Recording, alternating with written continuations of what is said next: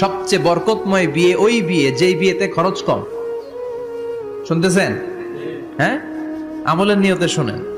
ফাতিমা রাদিয়াল্লাহু তাআলা আনহার সাথে সাইয়েদনা আলীর বিয়ে হলো। ফাতিমাকে যে বিষ্ণু বললেন, আলী আমার কাছে এসে তোমার কথা বলেছে, তুমি কি রাজি? ফাতিমা কোনো কথা বলে না। আবার জিজ্ঞেস করা হলো, কথা বলে না। ফাসাকাতাত, চুপচাপ। তিনবার বিশ্বনবী জিজ্ঞেস করলেন, তিনবারই চুপচাপ। আসুকুতু নিসফুর রিদা, মেয়েদের চুপ থাকা সম্মতির অর্ধেক। জোরে কোন ঠিক কিনা? কি লজ্জাবতী নারী, কিছু বলেই না। তার মানে বাবা যেটা ডিসাইড করবে ওইটাই। ফাতেমার সাথে সাইয়েদনা আলীর বিয়ে হয়ে গেল।